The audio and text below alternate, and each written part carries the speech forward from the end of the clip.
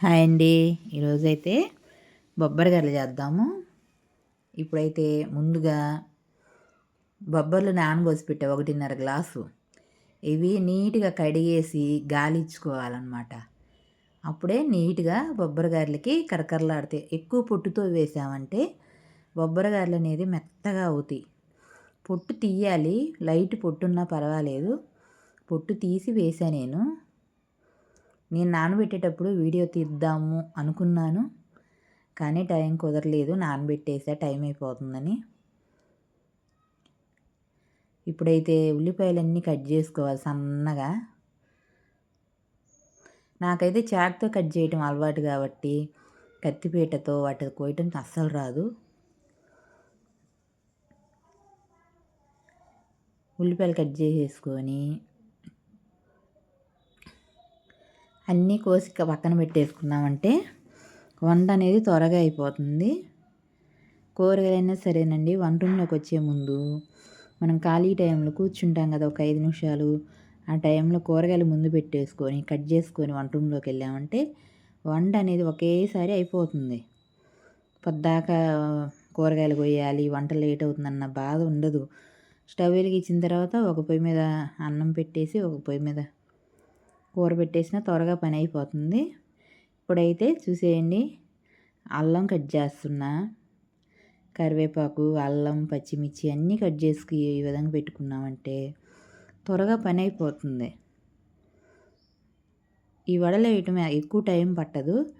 ఒక పావు గంట, 15 నిమిషాలు, ఒక 20 నిమిషాల లోపే అయిపోతుంది. ఇప్పుడైతే అన్నీ కట్ చేసుకున్నాక నేను ఒక పొయ్యి మీద ఆయిల్ పెట్టేసాను వడకి.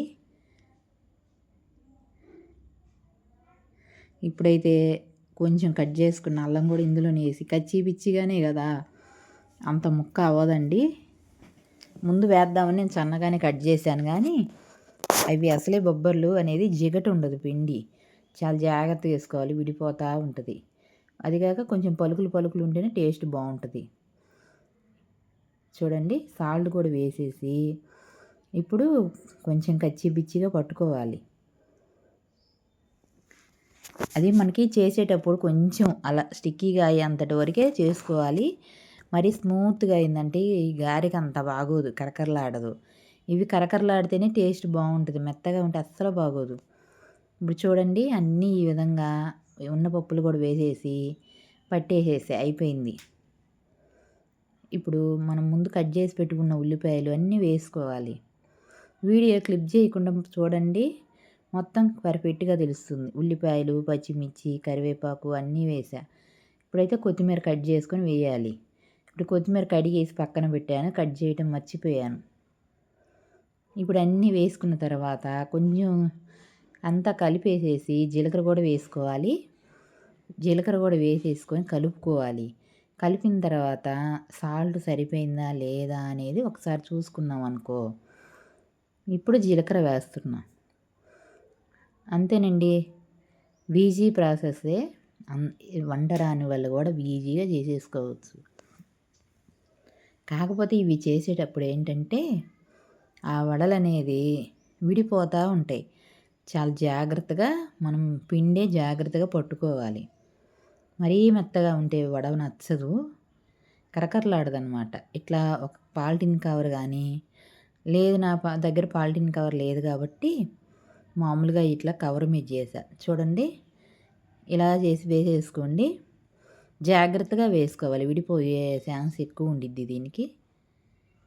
అంతే, అన్ని వడలు ఈ విధంగా చేసేసుకోండి. చాలా బాగుంటాయి ఈ వడలు అయితే, కరకరలాడతా చాలా క్రిస్పీగా ఉంటాయి. బాగా కాలవాలి అయితే, మరీ హెవీ మంట మీద కాల్చిన మెత్తగా అయిపోతుంది. నూనె అనేది లైట్ వేడి మీద వేసుకోవాలి. మరి బాగా పొగలబోయే మంట మీద వేసినా కానీ అది టేస్ట్ బాగోదు. లోపల పచ్చిగా పైన నల్లగా మాడినట్టు వస్తాయి. అలా కాకుండా ఆయిల్ కాగనిచ్చి మీడియం మంట పెట్టుకొని వేసుకోవాలి. స్టవ్ సిమ్లోనే ఉండాలి. చూడండి, మన బొబ్బరి గారెలు అయితే ఎంత క్రిస్పీగా కాలాయో. అన్నీ కూడా ఈ విధంగా వేసేసుకున్నాం. తత్తిమై కూడా కాల్ చేశాను, అయిపోయాయి. టేస్ట్ అయితే చాలా చాలా బాగుంటుంది. ఇవి వేడి మీద కన్నా ఒక నిమిషం ఆరితే కరకరలాడతా. మా వీడియో కనుక నచ్చితే లైక్ చేయండి, షేర్ చేయండి. బాయ్.